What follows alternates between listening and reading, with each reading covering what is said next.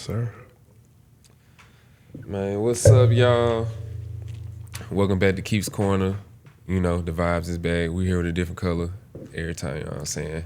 Hold on, let me do this. Damn. I did. Oh, okay, there you go. There it is. There it is. Okay. I got my boy with me. I'm gonna let you introduce yourself, you know what I'm saying? Tell the people a little about yourself, your background, and the introduction you wanna have. For sure, I appreciate that, man. I'm gonna get my real name. I feel Go like ahead. it's unknown to most of the people. So Mm-hmm. it's Brendan Ford, aka Don 55. Yeah.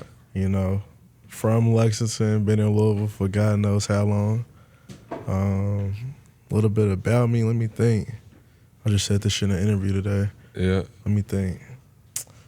Man, U of L alumni. Okay. Goddamn. Scholar. Scholar for sure. You So I heard got me. up here. Brand owner. Yeah. Y'all see it. Brand owner for Let's sure. see what's going on. Legend Oaks, shout out them. And then just people person. I think that's really what I'm known for outside of all this other shit. So Yeah. man of the people for sure. It's always a vibe, bro. You never brought me a negative vibe anytime I ever saw you in my life, bro. And I Likewise. stamped that. Likewise, for You sure. know what I'm saying? So going to college, is that what brought you here? Hell yeah. And it's funny, bro, because I think traditionally, if you know anything about Kentucky, like people from Louisville go to UK and people from UK go to U of L. But,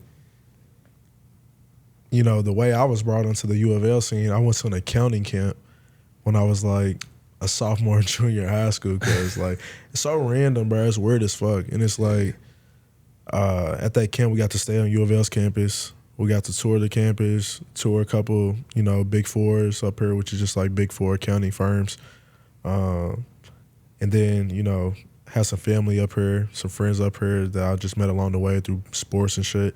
And I was just kind of already sold on the city in itself. And, you know, everybody wants to get away from their hometown. So went to U of L, man.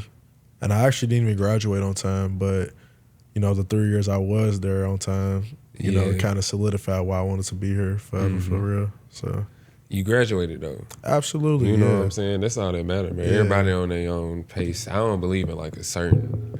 Life is a real thing. Life's you know a what I'm real saying? thing, You never bro. know what could happen. Swear to God. So yeah, now I feel that though. You know, I ain't from here either. I'm from Memphis, Tennessee, bro. So Yeah. I actually didn't have no idea what I was getting myself into when I got here. Yeah, what brought you Like, up here? I used to play basketball, bro. Spalding? Yeah, I played at Okay. Spalding. Now I walked on to U of L, but the Rick Pitino, that stuff happened. The scandal? Yeah, they sent me back. Absolutely. They said I was part of him. But it's cool though. I graduated too, bro. I got a master's degree. Y'all ain't know I'm like that, you know what I'm saying? But yeah. Nah, the culture here is definitely, I fuck with it, bro. Like, it wasn't what I was expecting. I could say that. Likewise. I could say that 100%. Likewise, Like, bro. everybody be thinking like, and you from Kentucky though. Yeah. So that's what yeah. I'm saying. Like, everybody that's not from Kentucky think they gonna see horses and Yeah, trees and all some types bullshit, of stuff. some country shit. Yeah. Yeah, so I I mean, had no idea. I'm pretty sure Tennessee's somewhat the same, though. I think you hear Nashville, you hear country music, Yeah. whole lot of other shit. Outside of Memphis, because, you know, Memphis is kind of the only real black-dominant place in Tennessee facts. that I know of. But I know you probably, you know, we got similar experiences for sure. It's so funny, though, because, like, Lexington, bro, I don't know if you heard about the stigma of Lexington, but it's like, apparently we Louisville's little brother, or like little cousin in a sense. I done heard people talk about it like that before. Yeah, bro, and it's funny, but it's like I get once I've been up here for like 10 years now, it's like you get the stigma behind it and the stereotype behind it, because it's like, you know, essentially it's a lot of more stuff progressing up here pretty quickly, and the camaraderie up here, you know, the diversity of people up here as far as crowds, cliques, or whatever you want to call it, what people are into, we really don't got that in Lexington. It's either you playing sports, you in the streets, or you go to UK. Yeah. That's it. Louisville, I feel like, definitely highlighted all of what Kentucky was really about in a nutshell. So I can definitely see how it's similar a little bit. Okay, yeah. Now when I first heard about Lexington, bro, they tried to like, Keep in mind, I was a UK fan too. Okay. All right, so let's keep that in mind. Hell yeah. So they telling me like, yeah, Lexington ain't nothing but like a circle. Oh, literally. It ain't nothing but a circle. I'm like, no, y'all tripping, bro. Ain't no way. Nah, literally. I go there, I'm like, damn, you can really drive from this end to that end, bro, just in a circle. In 15 minutes. Yeah. And it's fucked up because the circle is called New Circle Road. It's not an exaggeration. Literally, it's called New Circle Road, bro. Bro, that shit killed me. I'm like, damn, y'all was not playing about that. Yeah. But I ain't never had a bad time in Lexington, though. Yeah, it's hard to have a bad time, man. I really be feeling like the vibes is like a little bit better. I ain't gonna lie. Like, I feel like people be cool, like on some not trying to be too cool type shit, but they just out there having a good time being themselves. Yeah. Like, Lexington's the definition of a small town for sure. I think Louisville, small city. Mm-hmm. Lexington, small town, two different things. You know what I'm saying? Lexington is like, we kind of know what walls we stick in. Louisville's kind of like, we can get outside the box a little bit. Yeah. So. Okay. Yeah. Okay, cool. So, if you had to pick today, who you picking Lex or Louisville? Like, what's the better place? If I was to raise a kid, I'm going back home. Okay. If I was to raise a kid, and, you know, that's just in a couple different fashions just because my experience in Louisville has been amazing, of course, but, you know, you see the segregation as far as laws, school systems, sides of town, things like that. And Lexington is kind of like a little melting pot. So if I was going to raise a family, I'm going Lexington. But if I was just to be the young adult I am, that's why I never left Louisville. Yeah. You know? It's definitely a place that's comfortable, bro. Like, you feel like you can grow here. You can work on your craft and do the things you need to do to progress in life. So, For sure. Nah, I feel that. Yeah. Okay. So how long we known each other, bro? Like, man, you know what's crazy? I was talking to my homie today because I told him I was coming on to the podcast. And, you know, I was like, bro, I'm going to Keith's podcast. They're like, Keith, like from college? I'm like, yeah. Granted, I know you didn't go to U of L. Yeah, but I remember there. you from campus for sure. Yeah. Like, you know, my homegirl Bryce and all of them and Kiera. And, you know, I remember that's where I first got introduced to you. So if I had to say, how many years ago was that? Like at least 5? Bro, it gotta be like 5 or 6. Yeah, at least half. You say you been here 10? Been here 10. This my 11th. Yeah. Yeah, so I'm like. And I think you play with my homie. Who? He played at Spalding. Brian Tribble. Oh, that's my boy. Tribs, B man. Tribs. B Tribs, man. Shout out B Tribs. B For Tribs. sure. That's my boy, bro. Yeah. I know you somewhere. You be ducked off, bro, but Man, you gonna pop come up out again. Free Tribs. Free Tribs. God man. damn. But nah, B Tribs, that's my boy. But nah, I did. So I spent my first 2 years on campus at Spalding. That's like all I knew about Kentucky. Like, I had a few teammates show me around, like William Rainey, Michael O'Bannon, Yeah. and Jalen Bradley. You know what I'm saying? Shout out y'all. But Yeah. after that, I moved on U of L campus, and I feel like that's when like the city just opened up. Like, Where'd you stay at? I stayed at the Province. Ooh. I stayed at the Province. And what y'all don't know is, but y'all probably don't know this, I used to throw big ass parties, bro, at the Province, bro. Like, Trust me, if you know, you know. that's It ain't even one of them secretive if you know, you know. It's Yeah. like you literally had to be there. It was the only thing cracking on campus. bruh, like, life was just like fun. Yeah. Life was so fun around that time. And that 2016 to 2019, that was It's a fucking bomb. you know what I'm saying? But okay, so with that being said, that was my junior year. It's been like actually like 7 years. It's been like 7, 8 years. Yeah. Yeah, we old now. Yeah. That do sound bad, don't it? Damn. Dude, but like, I love. Here's what I wanted to say too about, you know, touching on where we came from versus to like where we are now.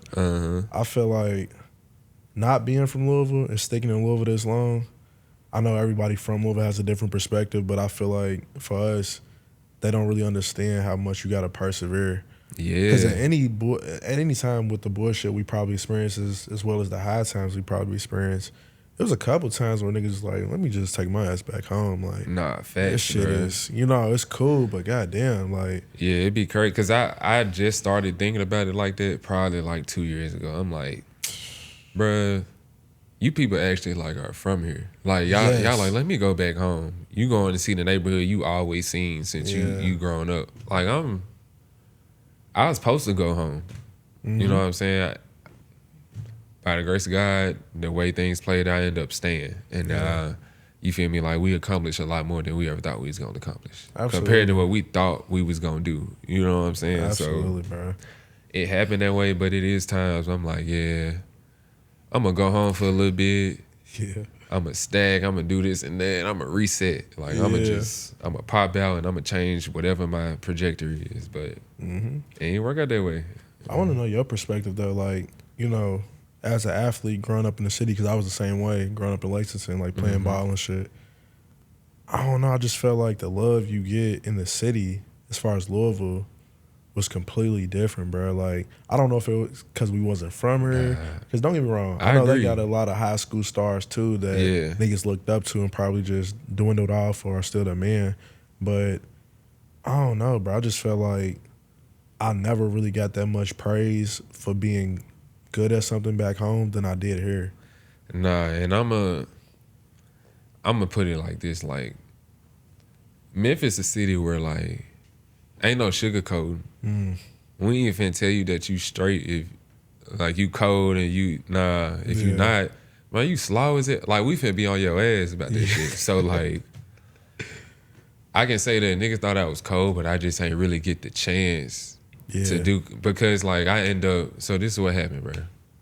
I only ended up here because of what my high school coach did. You know what I'm saying? Talk like about it. He was hating. Yeah. He was hating, bro, to the point where like I'm finna transfer my senior year. I already got a spot on another team. You know what I'm saying? I ended up not transferring because we had a stacked senior class. You know what I'm saying? I'm like, all right, bet. I go through the summer. He rocking with me again. I'm like, all right, bet. Okay, you giving me a chance. Loaded team, stack. I'm hooping, bro. They like, we're gonna make you 6 man. But look, the starting 5, they all city. Yeah. I'm like, okay, cool. That means when I come in, I can do what I want to do. Yeah, I can ball out. So I'm hooping, bro, all the way up to the first game. First game, bro, this is the same week, bro, I'm telling you. Pops come in the gym. I'm like, all right, bet. It's a lady in the office. Head coach fucking with. I ain't gonna say no names, but head coach fucking with her. You know what I'm saying? Yeah. She was in my daddy's shit, though, like his Facebook DMs, Messenger and all that, right? He ain't never respond. My dad just got married at this time, all right? He's not responding. But he find out that she in my daddy shit. You know what I'm saying? So then he like, I'm gonna show you. This nigga didn't play me. I'm talking about I'm 6 man, bro. I'm first off the bench, bro. I'm supposed to have my way. You know what I'm saying? He played the freshmen, the sophomores, the juniors, and all the seniors, and don't play me. I'm like, all right, bet. Okay, it's whatever. It's too late now because now it's like, Bro, it's too late. So I'm here. Yeah. I'm here, you know, and we cold, so we blowing people out. Yeah. That's the thing. So it's like, bro, you didn't play me the whole first game and we won by a lot. Speaks volumes, don't it? You know what I'm saying? So he went off on that for a minute and then he blowing people out, so he got to put me in. So I'm still getting my little 6, 8, and 4, some shit like that. Like, cool, whatever. And then I lost where I was supposed to go. Yeah. So whole summer I went to like showcases. I did a tour here at Spalding, went to a showcase here. So I still ended with like 6, 7 places to go. Yeah. But what made you pick Spalding though? They got me with the you can graduate a year early with your master's. Didn't even do that. Yeah. But does it sound good though? Shit. Bro, because my advisor messed it up, bro. My journey been crazy, bro. I'm telling you. Like, yeah, I can only imagine, man. All this happened before I tried to go to U of L. Yeah. And they sent me back. So, nah. But the intention, when you not from here, and I say that for everybody who's not from here, bro, it's way better than if you was from here. And bro, they treat you like a goddamn alien in a good way. Yeah. Because, you know, you think about the idea of seeing that alien, you like, fuck is that? But here they like, what the fuck is that? You know what I'm saying? Like, who is that? What high school you go to? Look, that's their number one question. Yeah, I mean, you be like, I know what y'all be saying. What high school you went to? What high school you went to? Man, look, it's funny as hell because last weekend, bro, to kind of piggyback off that, they had a male 2016 reunion. Yeah. I crashed the party. I crashed the party, man. Like, look, man, male 2016? Male 2016 vibes. Like, y'all remember me? Nah, I don't remember you. I used to play in the baseball team. I was ducked off, whatever.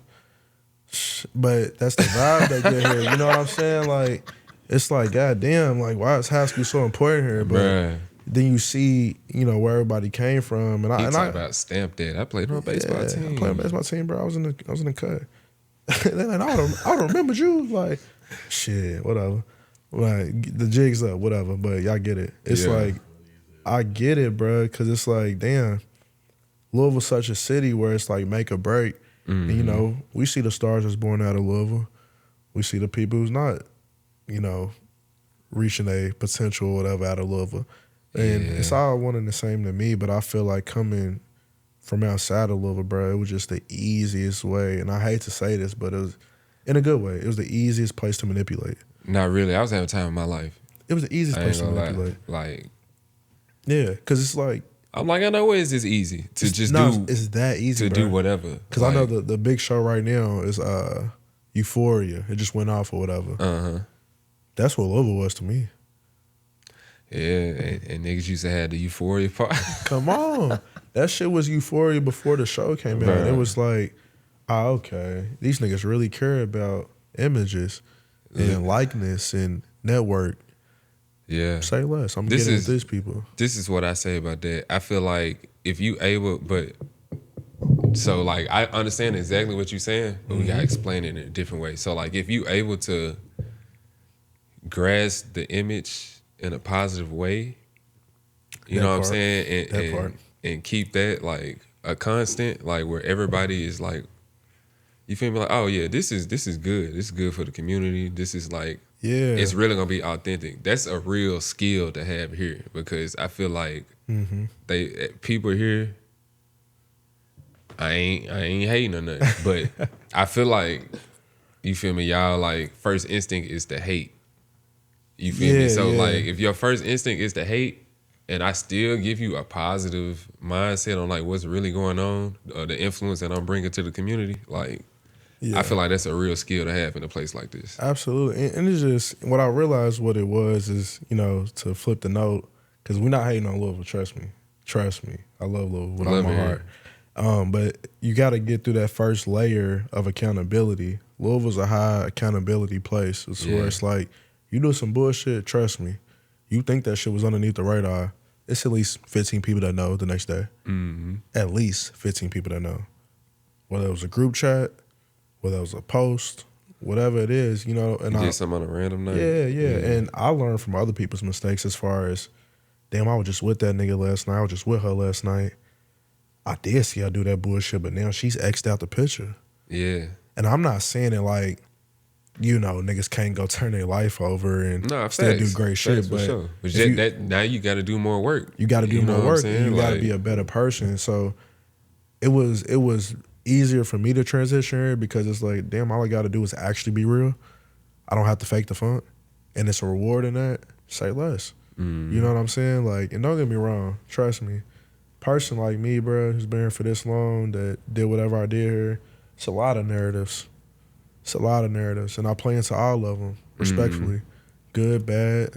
It get to a point. It get to a point where, like, that I didn't really realize, like, the way, like, how people can talk and just like start a narrative, bro. Like, oh yeah. Like not until like I was here, and I got to a point where I was like, yeah, go ahead, bro. Like if that's really what you want to put out in the world, that's cool. I'm just keep being me, bro. Like, man, and you know, even just to touch outside of Louisville, this is just all over the world in general. What I realized, you know, psychology wise or psychology, whatever you want to call it, or which one you want to look into the most. It's much more power in letting people determine what you are to them rather than controlling who you actually are. Yeah. You know what I'm saying? Like that was my superpower in this shit. I'm gonna appear this way regardless. I'm not gonna change nobody's perspective because they already got their mind made up. But at the end of the day, I'm gonna remain who I know I am.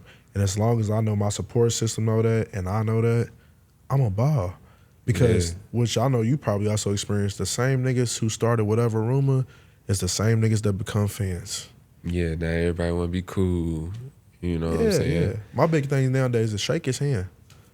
You know what I'm saying? That's what I do. I don't even do gang. the conflict stuff. Like, that's too much. Just shake my hand. It's too much, bro. Like, I ain't really got to do all that. And that's why surface level, I'm on some, like, whatever I say or do ain't finna change how you feel. Only you can change how you feel about a certain situation based off what you react to. Yep. So, like, yeah, I'm not finna really go out my way to just, like, I'm gonna take accountability, though. If I was ever wrong and I did something. And I was wrong. If I'm wrong and I did something, I ain't got no problem. I tell anybody, I have no problem owning up to what I did. Yeah. So like, how do you feel about this? I wanted to ask you this. Yeah. When you do wrong and you accept you do wrong, but you move on from it, what is the reactions you've experienced like that? Just in life, not even from Louisville.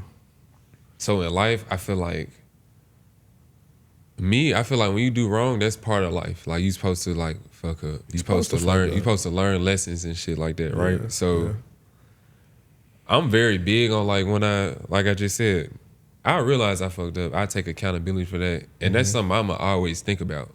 Like, feel like you supposed to, like, remember how that felt when you fucked up. Yeah.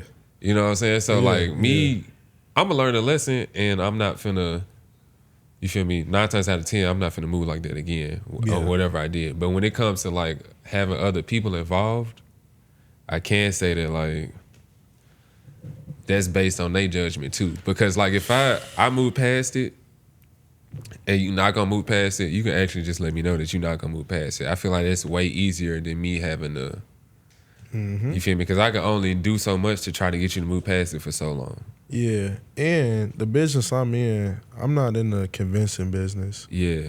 I'm in it is what it is business. That's what I'm saying. Like, life moves on type life shit. Moves on, brother. Like, you know, I did what I did and I accepted what I did.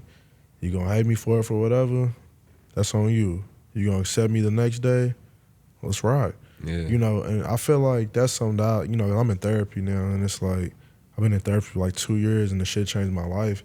And I was one of them niggas, bro. I was not an advocate for therapy. Yeah, for real? Nah, hell nah, bro. Like, you know, we come from them places. It's like, nah, facts. I already understand. Fucking therapy, bro. Talk to somebody for what? About what? She ain't gonna get me. He ain't gonna get me. It ain't even about it. What all it is it's a reflection. It's a mirror.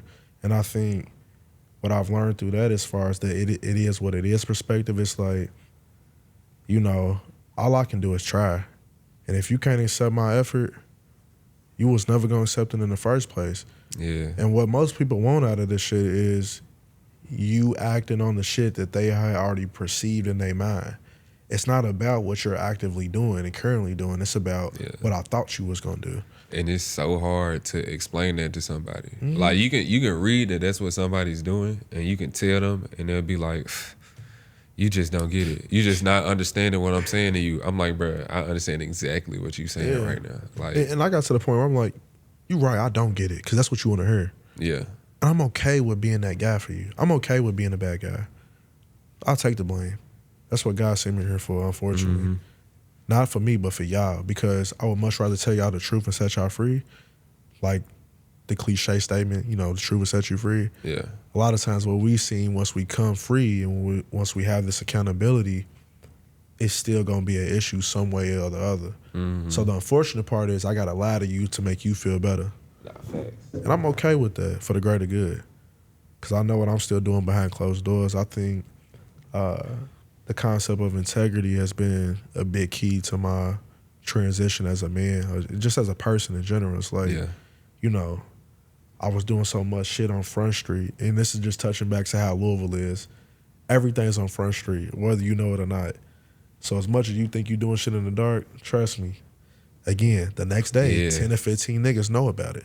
So I had to battle that, because I'm coming from Lex, where it's like, you can get away with shit. I'm pretty sure Memphis the same way. Ain't nobody looking at all times. You can get away with certain shit. You get away with armed robbery and daylight. But here, somebody seen that shit and they reporting it. So, you know, integrity is something I had to really tackle. And like I said, in that I found some solace and some solitude in a sense of like, damn, bro, it really don't fucking matter what nobody think. Nah, really, man. And I feel like you said that played a lot into how you grew, like as a person yourself.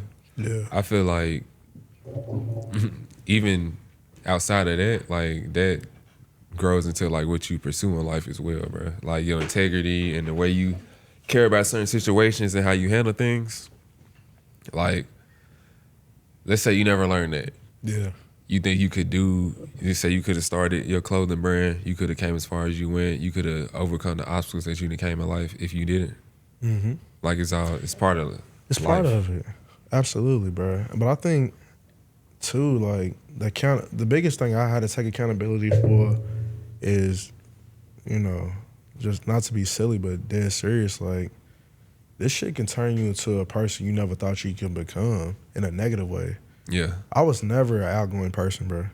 I'm not gonna lie. I was really quiet, really reserved, really nervous, really anxious. I used to be in the same parties as niggas with my clothes on, not have my shit on. And then you just watch niggas around the party with your shit on. So that's how this shit started. Not until like 2023, bro. Niggas didn't even know I did this shit. But this is the shit that got my face out there. And to everybody else, it's like, oh, he's going up. Mm-hmm. He's having the time of his life. Everybody's in this shit. Bro, I suffered the most depression, anxiety, unsureness of myself that I've experienced in my life behind this shit. And that's something you can't explain once you on the up and up. But at the same time, it's like, I'm so vulnerable now with it. Since now all my business is out there. Fuck it. Yeah. I can't hide it. I can't run away from it. That's me being a coward. But I can acknowledge it and accept it for what it is. And now I'm in a business of, fuck it, let's turn this shit to some positive shit. If I got all eyes on me at any given time, let's at least give the people what we actually need versus what niggas want to see.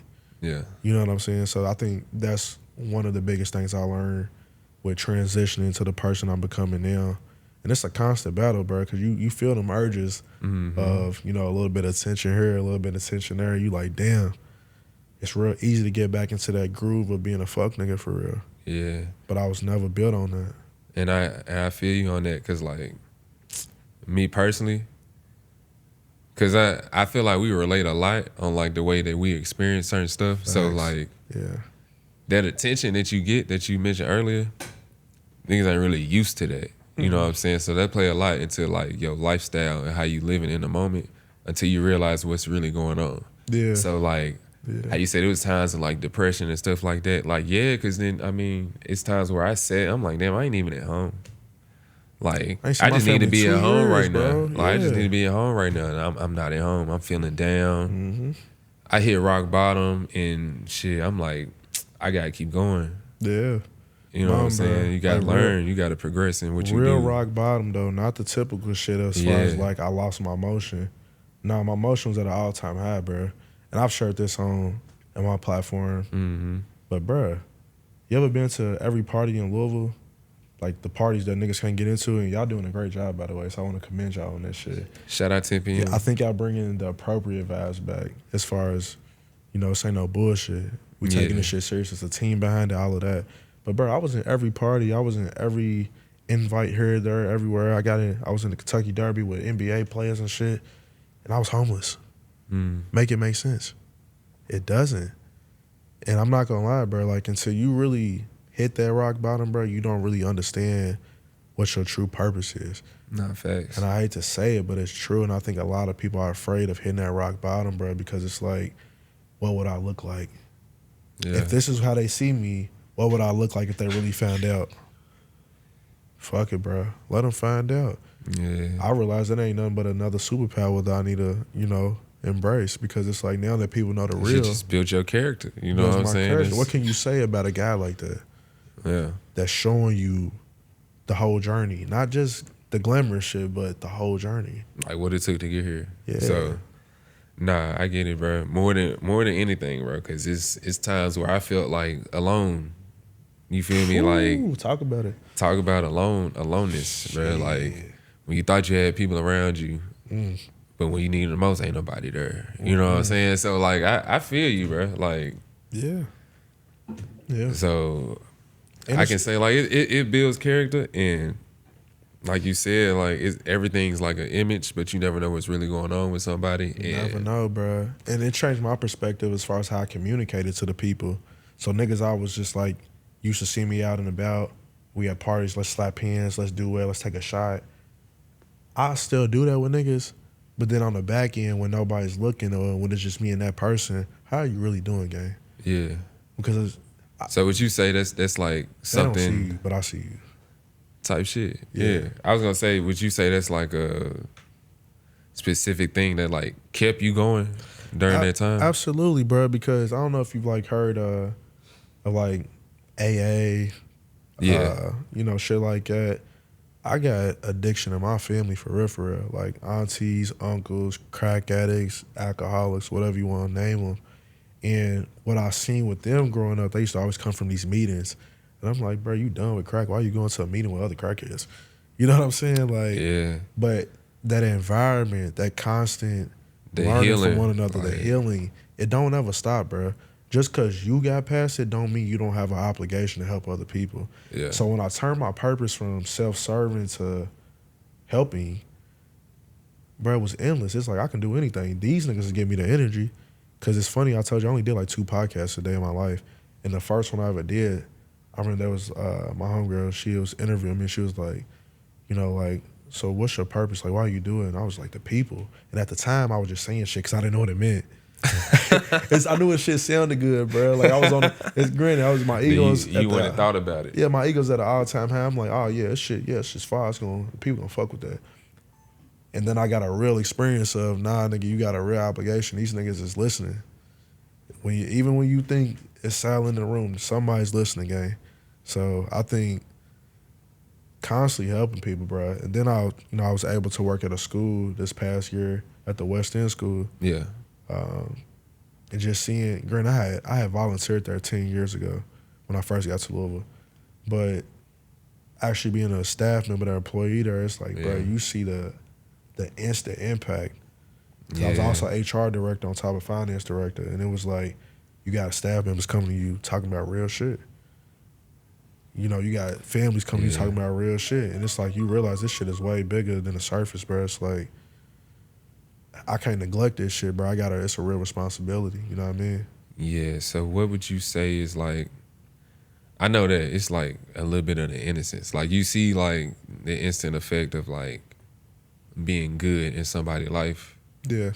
And you see what they do to their mental instantly as soon as you like just give them an ounce of it. Yeah. So I can definitely understand that. I used to, after I got while I was getting my master's, I like coached a little bit. I was an assistant coach at Spalding. So I think I remember that too. yeah, bro. I used to be assistant coach, bro. So like, seeing the kids, that team was ass. Okay, that team was ass, boy. He's being real. I'm being real. I wouldn't lie to you, Kevin Gray. Yeah. But nah, that team sucked. But it had some good people on the team. Like they was really working hard. It's just like they would be losing. Yeah. It's like y'all playing super hard. I'm like, y'all good for real. Like y'all just keep losing. But seeing the impact on like being that other person on the side and like telling them like, hey, listen to me. Don't listen to what he's saying. Like I'm gonna tell you exactly what he's saying, but you can't like correlate it right now. Mm-hmm. That having that impact on them, like, cause I used to be one of his players. I'm like, yeah, I used to go through the practice, and I used to be passionate about it. So I used to like be so locked in and like, bro, you not like saying what I need to hear right now. So absolutely, just telling them and seeing them like go out there and really do what he was saying. You know what I'm saying? But you wouldn't understand if it weren't for me. You need to understand somebody want a betterment for you who's been in your position. Yes. So I feel like the same way I feel like that is like you dealing with these kids and you like, I used to be there. Like, I understand what y'all going through right now. I know what y'all need to hear. Let me speak to this too, because I know you've experienced this shit. Yeah. You know what I don't think helps? As far as just, whether it's kids, our peers, or adults, whatever the fuck. Telling people shit that sound good is the most detrimental shit you can do. It's almost worse than being negative. Absolutely. I swear to God. Because if I know you went through something similar or the same thing, why are you sugarcoating the shit that you've experienced? Yeah. It's the worst shit you can do, bro. I'm in there telling them kids straight up. I know y'all listen to Young Boy and all this bullshit. I know y'all smiling in your mama's face but doing X, Y, and Z behind closed doors. Trust, I know this shit, gang. I'm telling you what really come with this shit. You can ask the 8th graders. I had a meeting with them one day, bro. I'm like, listen, gang.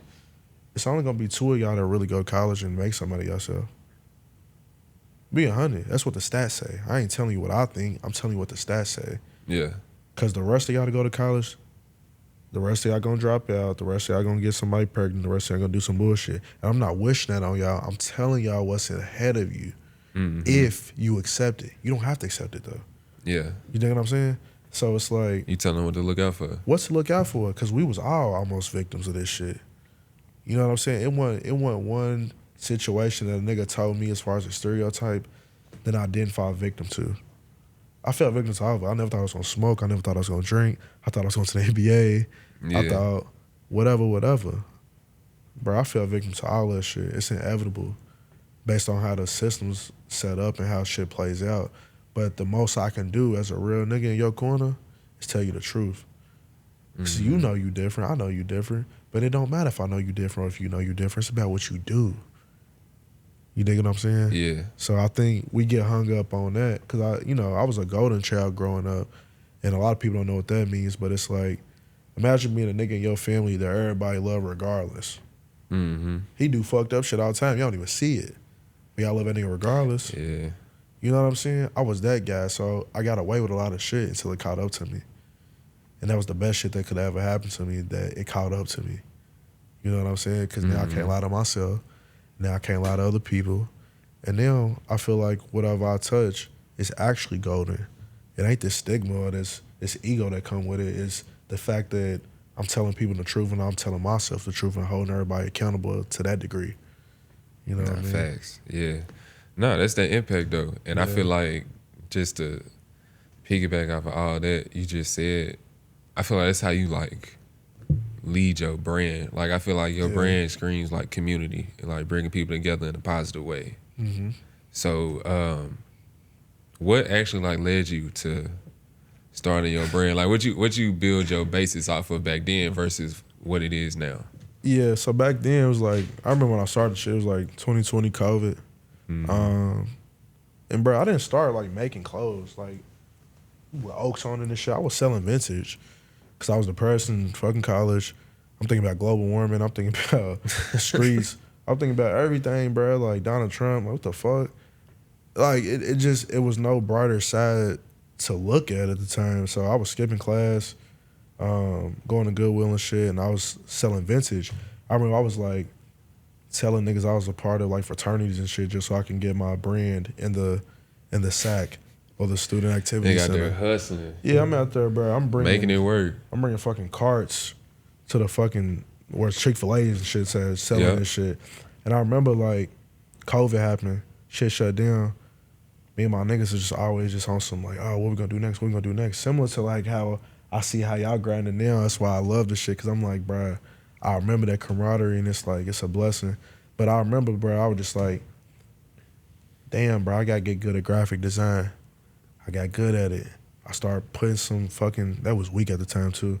I would start putting some graphics out online. Niggas like, oh, we want that. We don't want you to sell vintage no more. I was like, for real? Mm. And I remember like it was a team of like 4 or 5 of us. My best friend still to this day. We all still great and close. And they was like, I don't know, bro. This vintage is making us money. And I was like, bro, but for how long? This vintage shit gonna die. You create something on your own, it can't die. You dig what I'm saying? Yeah. And I remember, bro, my homies was like, nah, I don't know. And so I did it anyway, bro. I created my first shirt, bro. Shit sold out. The rest was fucking history. It was history, bro. And in Louisville, to do that at that age, I'm like, what, 21, 22? Bro, no experience, no background. Yeah. Had a few niggas. It was big around that time too. Bro, Like if you had that's your when own that shit was, you dig what I'm saying? Bro. And I remember I had like niggas in my corner. Shout out K. Alexander, shout out Quincy. Shout out my Jerron and Wild boys. Things. Shout out to all the other brands in Kentucky that's still balling, and even from back then. Shout out Oneness. Shout out all the guys. But I'm saying I had people in my corner that was just like looking at the shit way different than me, because I was just doing this to stop being depressed. I ain't gonna lie. I wasn't doing this shit to make no money. And try to keep yourself busy. Yeah, I was trying to keep myself busy, occupied and shit. And I still do that shit to this day. Like, I don't really sell clothes no more, bro. So how it shifted, to answer your question, to where it is now, it's a mental exercise. This shit ain't about making money. I make my own money now. I'm grown. We got degrees and shit. Yeah. Lord willing, you know what I'm saying? So it's like, I don't need to make money off of it, but I still need people to have it and understand what it's for, because it represents something much more than me. Yeah. You know what I'm saying? When a nigga got this shit on, it's like, from what I've heard at least, I'm just speaking from other people's perspective. When nigga put this shit on, healthy, nature, fly, whatever the characteristic is you want to describe it as, that's what it make people feel like. It don't make it feel like I'm supporting that nigga. And if it ever made you feel like that, stop wearing it, because it's not what it's about. Yeah. You know what I'm saying? You're not supporting me directly. This shit don't do nothing for my pockets, gang. But this shit does a lot for the community, to say that we embracing one of our own, and I can relate to it, and it's a message behind it. And I've always preached that the message is always whatever you want it to be. Oaks don't mean nothing, bro. I like how O and A and K and S look next to each other. That's why I made it named the Oaks game. I didn't even know Oaks Friday was a thing. For Derby, until I made this shit, I didn't even know it was a thing until somebody told me like 2 years later. Bro, I thought that was the whole scheme. I'm like, he know exactly what he doing. That was creative. Nah, nigga just swear I was just a marketing genius. Like, nigga, I was bored as fuck. And I was like, bruh, I got the inspiration off of calls. Like the artists, like with the X's and the Mickey Mouse shit, whatever. I got the inspiration off of it. I seen an interview with him. He was like, I just like the way the four letters look next to each other. And I was like, shit. If you think of Oaks, you see this shit everywhere, but it's always secondary. Yeah. It ain't never in the front of nothing, but it's always secondary. It can be Oak Street. It can be Meadow Oaks as a neighborhood. It can be Thousand Oaks as far as in Cali. Yeah. It's always secondary, but it's always present. So I never wanted to be at the forefront of nobody's mind. I just always wanted to be included. So that's kind of where that came from. Okay. Nah, that's creative. That's a deeper way to thinking. For sure. Nah, that's cool, bro. Nah, I always wondered. So what do you think is your biggest, like, impact to the community? Like, do you think it's like your clothing brand, what you do with the kids, I or think just your presence here with your outside perspective, not being from here? No, I don't even think it's neither one of those three, bro. Ironically, I think now it's about the message. I think whatever message I give, because I used to, even when I was popping shit and my brand was really doing this thing before I stopped it, I used to just pop shit online, bro. Like, drunk as fuck. I remember them days. Bro, I used to use this yellow font, Times New Roman font, yellow, and I used to say the craziest message that came to my mind, bro. And I knew it was gonna like stir up some controversy, bro, but I didn't give a fuck, bro, because I was just like, we all thinking this, don't nobody want to say it. So I think maturing, healing, emphasis on healing, and, you know, just getting older, you realize how important messages are to people. It's never the material, it's always what can stimulate the mind. That's what people's gonna remember the most. Because when you get rid of this shit and you take it to Goodwill, or you take it to your nephew or granddaughter or whatever the fuck, doesn't matter. That's cool. They not gonna know what that message meant. You are. Yeah. So that's what I tackle. And I think my messages are the biggest impact that I could ever give, which is why I was excited to come on to here, bro. Because it's like, I always felt like I should like write a book of thoughts, not like a fictional. What's popular right now? Self-improvement books and shit. Yeah. I love those too. I'm not on that type of time. A book of thoughts though. Thoughts that I know we've all had. Thoughts that I know we can all relate to. In a sense of whether they fucked up, whether they dark, whether they bright, whether they whatever. You might be on to something. This is human shit, bro. Yeah, you might be on to something. Because we in a world where everybody's supernatural now. Everybody's a fucking hero. Everybody's bigger than the fucking program. And it's like, bro, we all one thing. I ain't never felt bigger than nothing. Whether a prayer like that or not. Maybe that's why I do a prayer like that. I had to realize that. Because I'm doing it genuinely. You know what I'm saying? Like, so I think my messages, bro, you see it on there. I go on rants online, on my stories and shit. It be real shit, though. Yeah, fuck Wimby. That's real shit. Fuck Wimby. French He fry. a Knicks fan, bro. I'm not. I'm a Warriors fan, but I know You a Warriors fan? Yes, You was going fucked up. real hard for the Knicks, bro. I was, bro, because fuck Wimby, bro. Like, it's the only time I root for America. And You just say you believe in aliens. But I'm in the army. He ain't no alien. He's a bitch. He's trying to hurt people out there. I don't like that. Yeah, he was on some hurt shit. I ain't gonna lie. He did. He threw that nigga Brunson. He tried to step on a nigga foot. Yeah. Yeah. Yeah, Scott Foster, Adam Silver, y'all got some work to do, God damn it. We seen this shit live. This is worse than them niggas saying they went to the moon in the 70s, gang. That's worse than Wilt scoring 100, ain't it? God, that shit was better than Grey's Anatomy. Bro, I see you say that, bro. That's like for real. Like, that shit was Bro, I ain't gonna lie, bro. I watched all of Grey's Anatomy. Why they just drop another season? What the fuck? We live in a capitalistic society. What the hell? And I'm not touching that. Niggas don't know what to say when, because I ain't watched Grey's Anatomy since 2008. But that's what, bruh, like... Fuck y'all keep dropping them That for? niggas dropped another season. God damn. I said, what the fuck? Like, what? Speaking of that... Another nigga died. They're gonna save him in the hospital randomly. Right. God damn. Nigga died in a plane crash. Oh, yeah. Let's...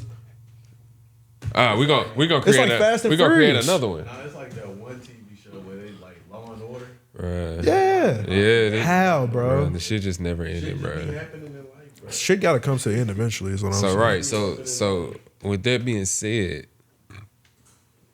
I feel like this is a good question right now. So what does success look like to you today versus what it did you got here 10 years ago? I say 10 years ago. Yeah, 10 years ago. 10 years ago, bro, success is I got money, I got hoes, I got cars, I got clothes. Real simple shit. You know how we think. You know how we brought up to think. Because I don't even think it's our thoughts for real. I think we all really want to do I think some it's society. shit. I think it's environment. Like, I really believe where you grow up at.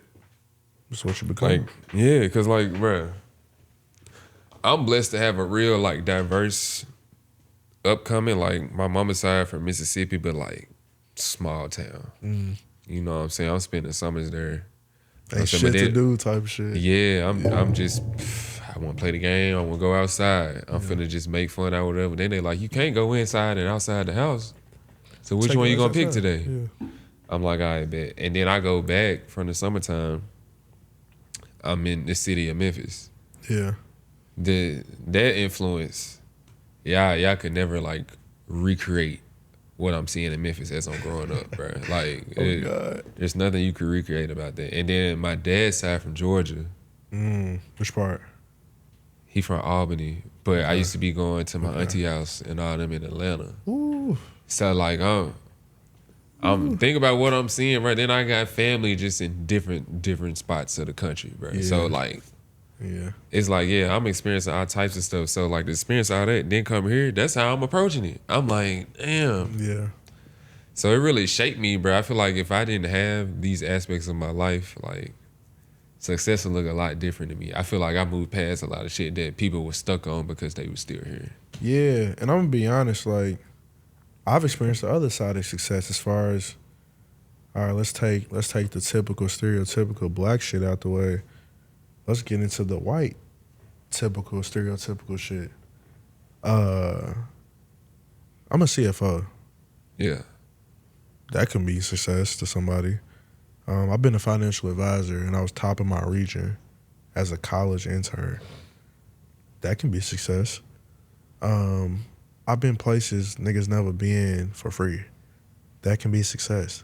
It ain't success at all. I don't give a fuck whether you look at it white or black or corporate or piss poor. It doesn't matter to me.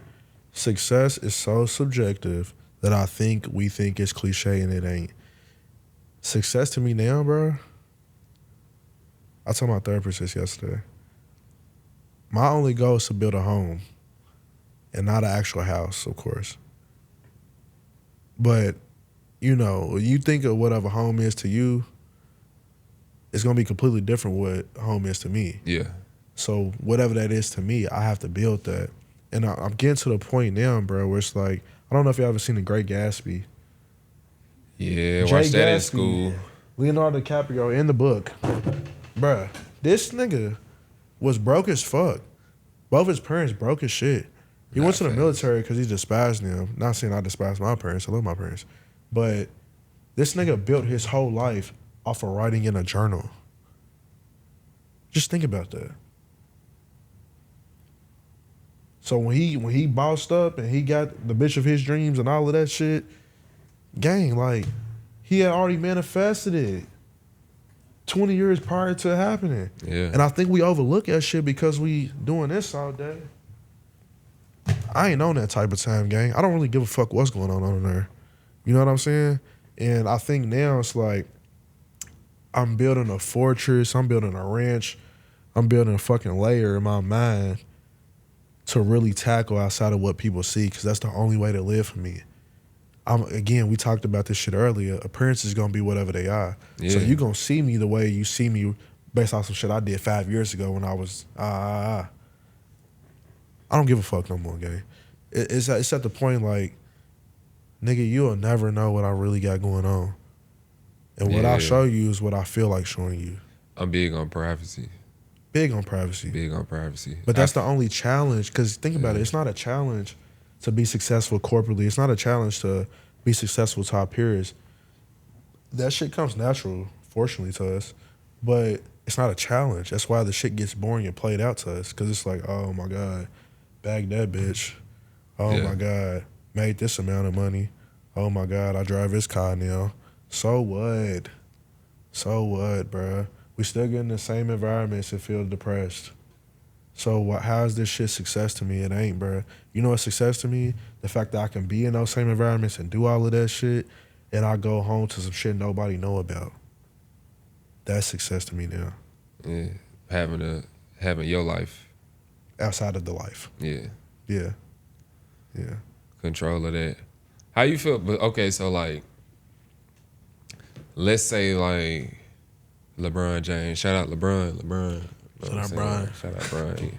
You know what I'm saying? But a person like LeBron, bro, I think about this all the time. His life ain't been private since he was 18. Sounds miserable. You see what I'm saying? Like, yeah, sounds miserable, gang. So like, based on what you just said, like, success to him, it's subjective to the person. Yeah. You know what I'm saying? But like, how would you cope with not having a private life? Like, y'all, even not even just him, bro. You got to think, this affects Savannah, this affects Zuri, Bronny, Bryce. Oh God, I'm gonna say something that don't nobody want to hear. What's he talking about? Who the fuck he think he is? I'm telling you niggas the truth when I say this shit. Nigga, we all LeBron James. Ain't nothing in our life been private. Especially if you've been living your truth. If you've been living your truth since you was a fucking kid, ain't nothing in your life been private, bro. Nothing. That's why I said I was the golden child growing up, bro. I don't give a fuck what LeBron did. Respectfully, because I love you. I love you, gang. I love you, gang. Real talk. When you retire, I'm going to cry. But I'm saying something that's real, because we all feel like we got to be on Front Street to be LeBron type of status as far as your life ain't private. Nigga, ain't nothing I ever did in my life private, gang. I told you, like, I don't give a fuck if I drunk some water off the curb. A bitch seen it, and she gonna send it to the group message. Now 20 people seen it. Tomorrow. Yeah. We're not LeBron. I'm LeBron James in my mind. As far as I know, I can relate to what he's dealing with. I'm not 6'8" and, you know, goddamn dunking on everybody. But I'm saying, like, bruh, there's nothing in my life that has remained private until I took control of it. So I know how he's coping with it. Yeah. And he can only do so much because, goddamn. At this point, he used to it, bro. Goddamn. Like, this over. But that sounds miserable. 20 years. You know what LeBron can't do that I'm blessed enough to do? I can go to the fucking waterfront when nobody's there and sit in my hammock without nobody bothering me. Nah, facts. That's what I be thinking about, bro. I'm like, I be needing, like, I'm big on nature, bro. Like, I try to go outside. I do. I be trying to go on a walk or something, like, all the time, just on some. That's why I need to decompress and clear my mind before I continue to do what I got to do. Yeah. He can't do that. He cannot do that. Think about how And miserable if he it do is. it, he got to have people with him. Yeah. Think about how miserable it is to be a billionaire and not be able to enjoy the life you wanted for yourself, regardless of what your profession is. That sounds miserable. That's another thing about Louisville. You niggas in these railroads, I swear to God. Yeah, they just got you. What's on the train, bro? What's on the train? What's on the train, outside bro? of drugs that Every we day. can't describe? What's on the train? Right, niggas ain't robbing the train for shoes no more. That's how you know we in an industrial city. These niggas use trains still. Amazon ain't use a train ever. Bruh, it ain't even that. Anyway. Okay, we coming up on time, bruh. We coming up on time. It's a pleasure having you as a guest, bruh. It's I'm an over honor. here stuttering and shit. But,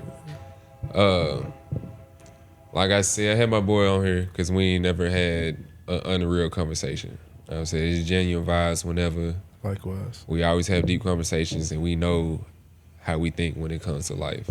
But I want to give you the opportunity to leave off on a positive note. So if there's a message or a note, whatever you got to say that you want to give to the audience or anybody out there watching, what would it be? Nigga, say exactly how the fuck you feel and suffer the consequences later. Because if you say how you feel and you actually mean this shit, you wouldn't give a fuck what comes with it. And I'm not saying you don't have to be mindful. I'm saying be who you are unapologetically. It's the only way to live. That's how God designed it. And the only person you should go to your problems is God. So if it creates a problem for somebody else, it shouldn't matter to you because it was never your problem to begin with. That's what I'm going to say to y'all niggas. Because I'm tired of you niggas coming to us, especially on the internet. It's unreal for a reason with problems that you should reserve for God. As well as your success. It's cool to pop your shit online. I ain't saying don't do that neither. But God damn it. If we gonna live for the internet, we might as well die right now. We should only live for God. That's my message to y'all. Love y'all. Nah, for sure. I swear to God. Nah, I thought it was over, but I got something to say. So, the internet is fake, bro. I just want y'all to know. God damn, it's fake. I get tired of arguing about the internet. I hate an argument about the internet, bro. If there's any conflict or disagreement about the internet, it kind of like irks me because like it ain't even real. You know what I'm saying? So just piggyback off that. Take a second to live your life and look around you for a second. You know, like we're really breathing. Our heart's really pumping right now, and we really got goals that we want to accomplish in life. So yeah, and the earth's really dying. So you niggas over here using AI for everything, shame on you. Shame. Fuck. I mean, I use AI sometimes, but not for everything. Not though. for everything. Though. God damn. Not for everything. That's part of me going outside, nigga. It's real. It's I life. seen a nigga use AI to pump his gas. Nah. Shame on you. Nah. How that It work? don't work. That's what I'm saying. It's not even possible. It doesn't work. Like you still have to physically do it. That's what he people used fail AI. to He realize. said he told him to pump the gas. No, he said, which gas should I pump in this? Nigga, you've been driving a car for 1,000 miles. Fuck you mean? Which gas? Yeah, which gas should I use to officially use my automobile? Yeah, niggas don't want to think no more. That's how lazy we got, bro. You ever seen Wall-E? Yeah. No, I seen that clips of it. It's this right now. We doing it. This is as real as it's gonna get as far as talking to another nigga. Yeah, bro. I don't know. I don't turn my brain off. I be thinking all the time, bro. Yeah. So you blessed. Yeah, bro. That's how I be thinking about it, bro. I'm like, I used to that time when we was down. Yeah. I'm like, bro, I can't even turn my brain off. Yep. You know what I'm saying? And still to this day, but I think more positive about it. Like once you got an understanding of yourself and how you feel and your actual body, like yeah. Once you realize you in control, you can't do nothing but be comfortable with what you doing with yourself, or you feel me, just continue to make yourself miserable and sad about what you got going on in your head. Yeah. So man, shout out Keith's Korner. Shout out for y'all to having me. It's been a blessing, and I ain't gonna lie. Please keep doing this shit, cause these niggas is gonna keep just doing the bullshit, and we don't need more of it. I just want a platform, bro. I got a platform for people to express the real SupportThisShit.com, shit, bro. nigga. And get in the gym. I'm tired of y'all. Get in the gym, gang. Get in the gym, bro. Nigga. Exercise a little chokehold bit. one of you niggas. Swear to God. Yeah. Nah. But we out though, bro. Appreciate you coming, gang. Yes, sir.